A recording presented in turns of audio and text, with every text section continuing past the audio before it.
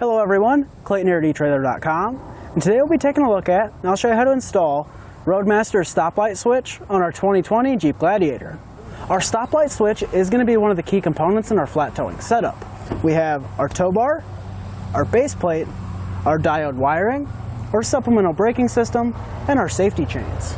Our stoplight switch is not visible from outside of the vehicle, and it's kind of hard to see inside of the vehicle. But what it does is when our brake is pressed, it sends a signal to our indicator light. That way we can see it in our rear view camera on our RV. Located right above our brake actuator is our stoplight switch. This mounts to a bracket which mounts to our dash. On our stoplight switch, there's a plunger that sits against the brake pedal. When the brake pedal is not being depressed, that plunger is depressed into the stoplight switch. When that pedal gets pushed down, it releases that plunger, sending a signal to our indicator light. As far as our install goes, it's really not that hard. We just have to make a couple wiring connections and add our bracket. Speaking of installation, I'll walk you through how to get it installed now. And to begin our installation, we want to make sure we have all of our wiring ran. So that's going to be the wire from our operating unit, our G-force controller, and our indicator light, if you're using the Stay and Play Duo. Once all those wires are ran down here, we can then begin to install our stoplight switch. Our first step is going to be to remove our panel underneath our steering wheel.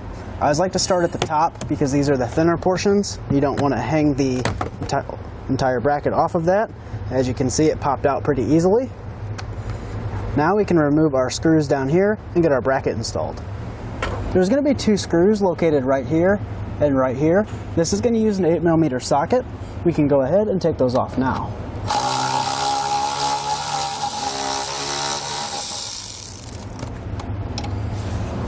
We can now grab our bracket. We're going to hold it up where we kind of want it and loosely install our screws. We will be using the same hardware.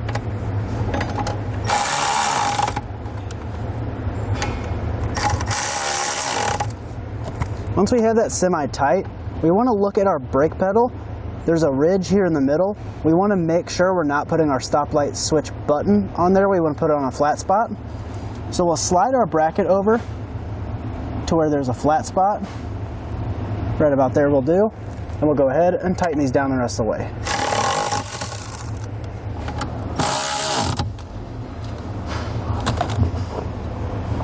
And if you need to come back and adjust your bracket, feel free to do that just to get it centered perfectly.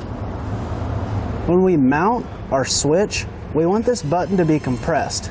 Then when the brake pedal lets out, it'll release our signal to turn on our indicator light. So again, we want it mounted with this button compressed, and then when we push the pedal, it'll release that button. We're just going to test this out and see where we need to stop our set nut here.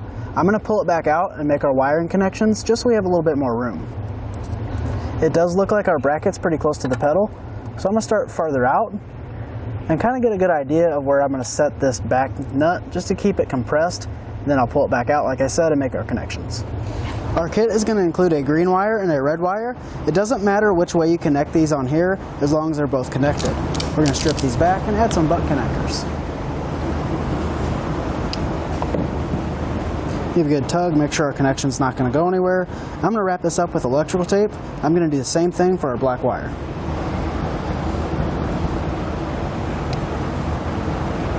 With our connections made, we can now go ahead and put in our stoplight switch. Again, we want to make sure not to move this because we have it set to where that pin is compressed. I'm going to go ahead and do it, and we'll show you it after I'm done. We now have our switch completely mounted. You do want to make sure it's not going anywhere, so you can twist it and try to move it. In this case, it's good. If you press your pedal, you can hear the button moving. And a good tip is you can take your cell phone, hold it underneath with the flash on, and take a picture to make sure that that plunger is completely compressed. In this case it is, so we're ready to run out our wires. Our green wire is going to go out to power, so we're going to run it through that same hole in the firewall as the rest of our wiring. We are now ready to make our connections. We're going to be connecting our red wire from our stoplight switch to the red wire on our indicator light. And we're going to be tying our black wire from our indicator light into the black wire from our operating unit and our G-force controller. Go ahead and cut our red wire. We can leave it a little bit longer because there is a lot of room to hide our wiring in case we ever have to come back. We can now add our butt connector provided.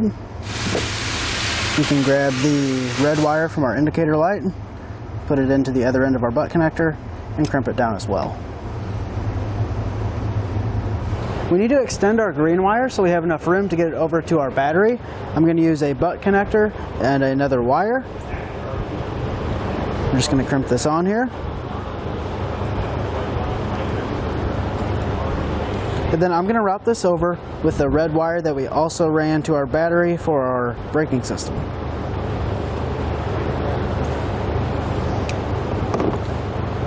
I'm going to add a little bit of electrical tape just to ensure a good connection.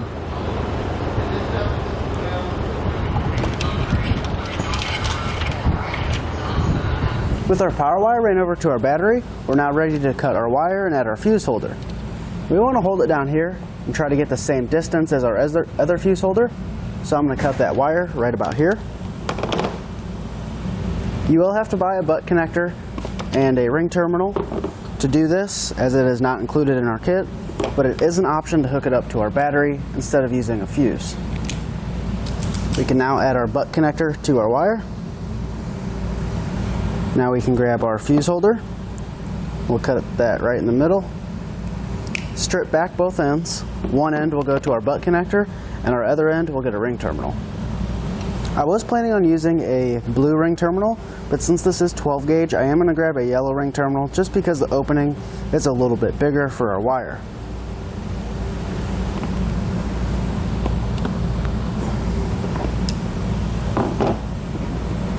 Now we're ready to hook this up to our battery and add our fuse. With everything hooked up, we're now ready to reinstall our under dash panel. We're going to line everything up, then push it into place. Now we're good to go. With everything else hooked up and our driver's seat put back in, we're ready to make our battery connection. We're going to grab a 10mm socket and we're going to connect it to this farthest left post.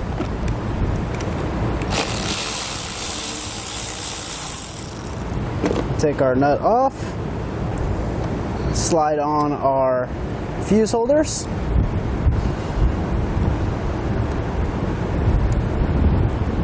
tighten our nut back down, and add the fuses.